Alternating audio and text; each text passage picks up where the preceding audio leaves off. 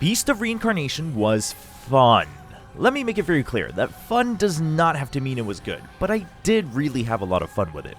This was a video game meant for entertainment, and I was entertained in the same way that a fun B-grade movie can be great for a lazy Sunday afternoon.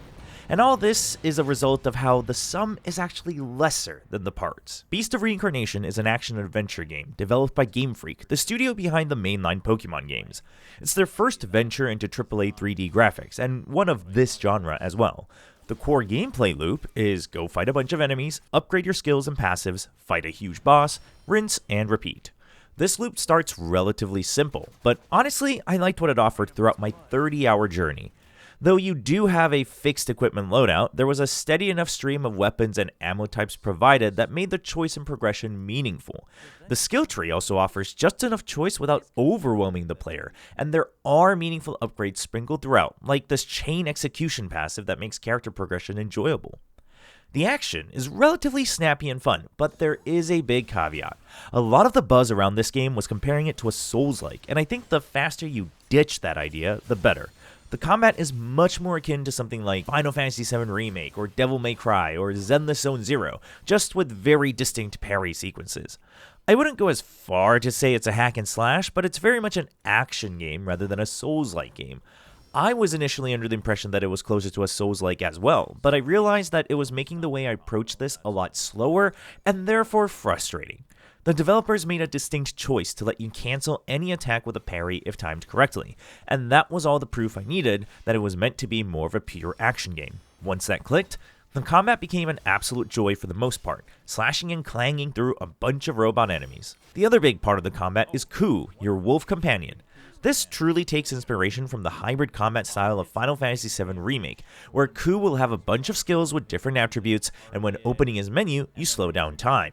It turns it into a bit of a hybrid turn-based format, where you can try to counter enemy moves or choose exactly when you hit them with a specific debuff.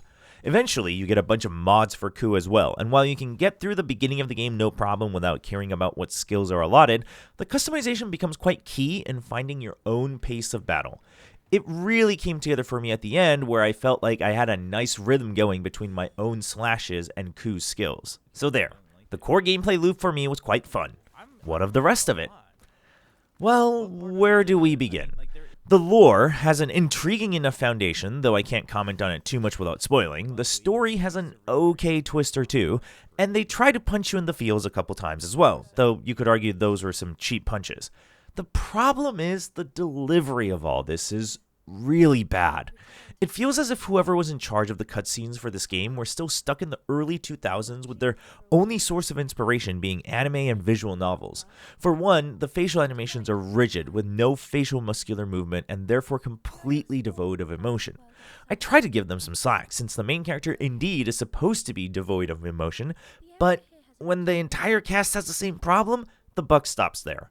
The storyboarding of the scenes make me imagine that if it was a 2D animation, it might have worked, but it basically progresses scenes by jumping from cut to cut, and this really only serves to take away from the presentation as it breaks immersion away from these 3D graphics. The voice acting on top of that was monotonous, and it really feels like the direction was a complete miss. It's a shame, because otherwise I feel like it was a fun enough story. Nothing new, nothing spectacular, but fun enough. And that rambling is basically true of all the parts of this game.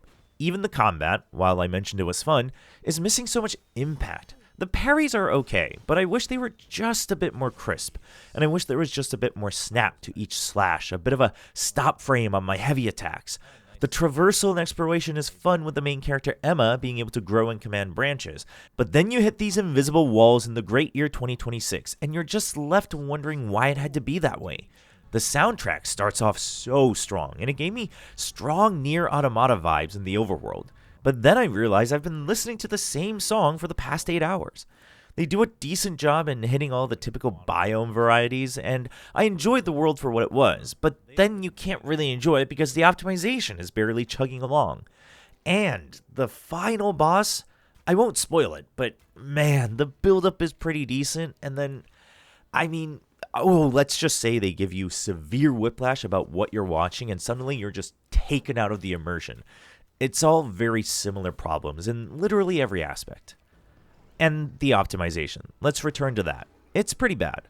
I spent the first 3 to 4 hours constantly trying different settings, figuring it out, and there just wasn't a good answer. Eventually I settled on tweaking some AMD Adrenalin settings alongside FSR3 to look like this, and I was hovering around 75 FPS, but I was still consistently hitting drops down to the 50s during combat.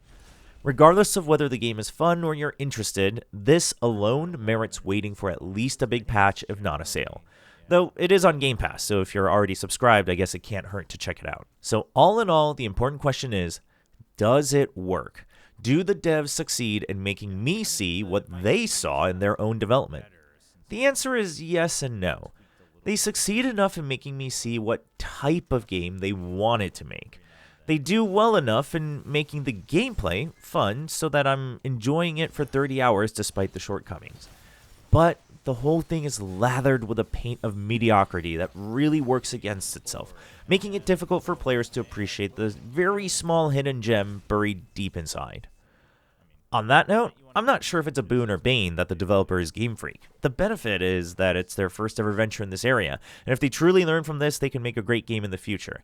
The negatives are that, well, they haven't exactly gained the most trust from the player base regarding the learning pattern when it comes to Pokemon games. Now, some of you will come to their defense regarding the fact that it is their first venture towards this area with 3D graphics and an action game. And to that I say, Returnal exists. Now, obviously that may be the exception to the rule, but when I've seen that a company can make a completely different 3D version of a game that is a great departure from what they're used to known for, and it hits home, then I know it's possible. It may not be easy, it may be the exception, but it's definitely something you should be striving for.